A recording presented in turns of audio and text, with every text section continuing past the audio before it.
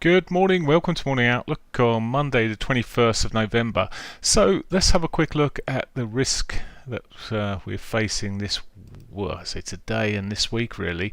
Today there's no news due out. Let me just check. Got the right day. I have. Good. Yeah. So nothing there at all in terms of data coming out. I will just have a quick look, as there's often speakers, and there are speakers like the ECB speakers. Gets picked up better on this service than it does on the other. The other one's just clearer to look at. That's also I cross-check. We have a number of speakers tomorrow, other than the retail sales for the Canadian dollar there. Not a massive move, and may get some volatility around it. Aside of that then, really Wednesday's the day. We've got the Reserve Bank of New Zealand rate statement due out, an increase of 0.75 expected there, so that's a chunky old increase. Bearing in mind they started increasing quite early as well, okay, in smaller clumps, but they've been at the leading edge of it. Anyway, and then we've got the German, French, and European, and the UK, and all the manufacturing, and the US. It's the flash day, the flash manufacturing and services day. So plenty of data out on Wednesday, which may give us a bit of volatility, followed by the FOMC minutes just to finish off the day. The rest of the week, of course, Thursday it's Thanksgiving in the US, so then Black Friday. So on that note, that's it for now. So today, very little. Just worth a quick run through at the beginning of the week. Price action then, are you looking at the currencies first, starting off looking at the euro dollar. And well, morning Ian, we've seen, Ray, good morning, we've seen a bit of a sell-off this morning. It was consolidating, holding up into Friday, although starting to show the signs of weakness, but it's broken out of its sort of wedge pattern here at the moment to the downside. We'll see how this develops. It's already not far from its weekly S1.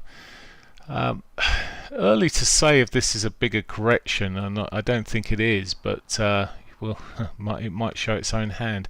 At the moment, I'm sitting on my hands when it comes to the euro. I'm not overly bearish on it at this stage, but all things may change. I'm just looking at where it is on it in relation to today's pivot there, and the 60-minute, the daily pivot's up there 103, but we're already through into the S2. As I say, I'm just wary. I've seen the big money just coming more and more into the euro, and it's selling off. So it seems a bit odd. It doesn't seem to sit right. The pound, it also is having a bit of correction. Friday, it managed to hold on to the levels it was sitting around. In actual fact, it ended up a little bit up on the day. Today, also just running over, showing the strength of the US dollar a little bit this morning. Again, we're already down almost to its S2, though haven't caught the daily pivots on this or the euro, and well, we'll see if we get a correction. They seem to have sold off very early. Big corrections there. Dollar yen, well, it too is weakened, or the dollar strengthened against the yen, but I'm still looking at this in terms of, I'll show you what I'm drawing on there. There we go.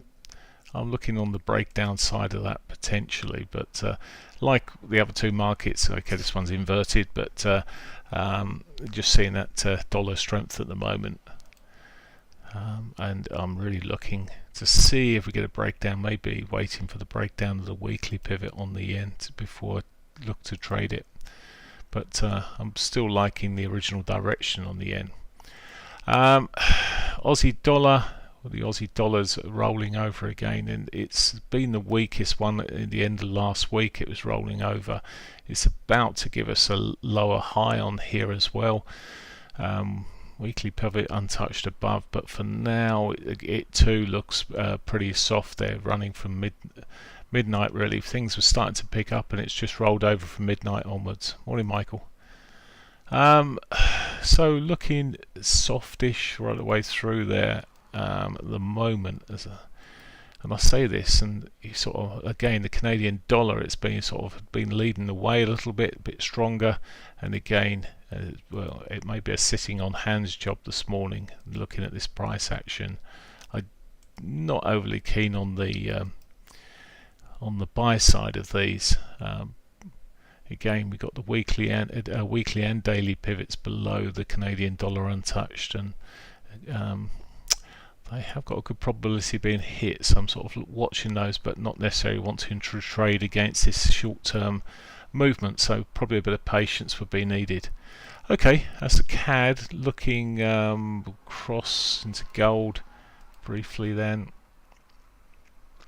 And gold, likewise, it actually sold off quite strongly. It's to me, it sits there as one of the weaker elements against the dollar. Lower highs coming through here, so a bit more of a sell-off. I would be more comfortable on the short side on that than the long side overall. Not a lot to add on it. It's just not nice patterns I'm seeing at the moment. Oil continued to sell off on Friday. As I said, I had to change my mindset a little bit on here, looking at the data. It's holding up today where it is at this stage, and again, weekly pivot above. It could later on push up towards that, but that might just give an opportunity to sell in the current market. So potential ahead, but all tad weak. Let's switch into equity markets. He says pressing the wrong button. Back into the equity markets then. Just run into dailies on the CSI 300. Well,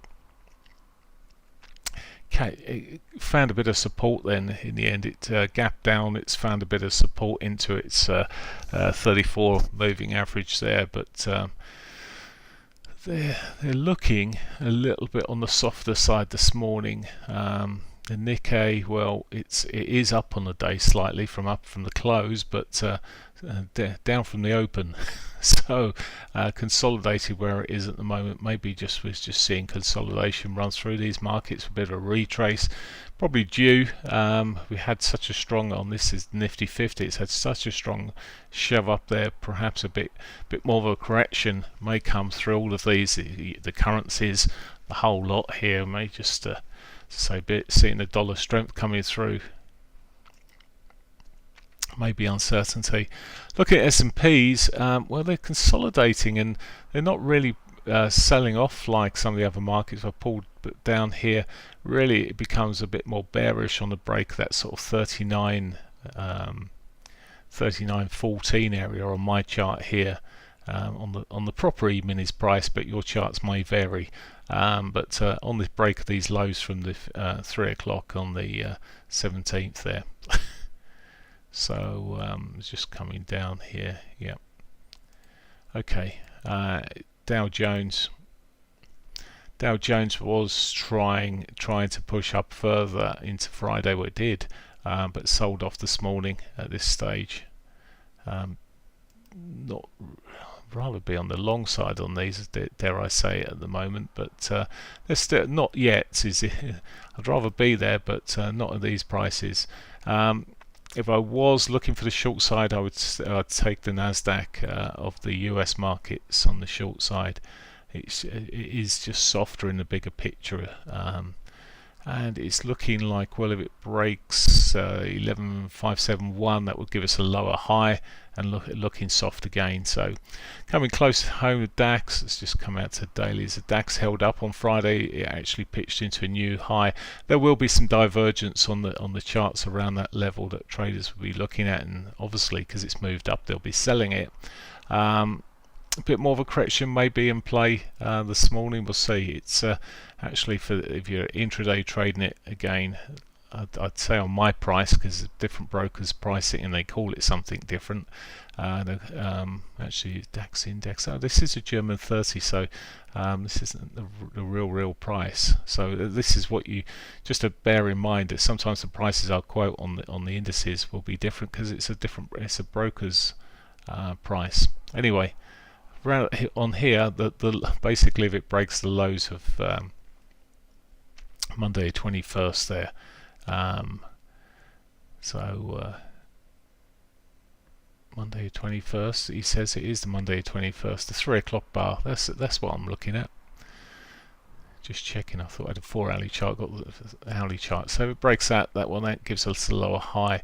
You see the sort of the highs up here. It's fallen away from those at the moment. But that might be a short-lived movement overall, because I still sit there from a daily picture looking, waiting for the bullishness to continue. FTSE not open yet. Quick look at FTSE. Not really a lot going on. It ended up positive, but I expect this would come off a little bit with the rest of the markets. As I say, they're all down a tad at the moment, or majority of them are down at the moment. That's pretty much it for me. Yeah, forget about crypto market. I'll have a quick look. I haven't really looked at these, but I can see they're down today, and to me, they're really in a dodgy old area, all of them. As they sit at the moment, I just see the potential for more downside. I think we're in that sort of panic zone, and we could see more. There's not a lot to cheer things up. Litecoin is probably the one that's holding on here, but the likes of Solana rolling over, BNB, Binance taking out the near-term lows, beg your pardon, and coming down to its ultimate lows there.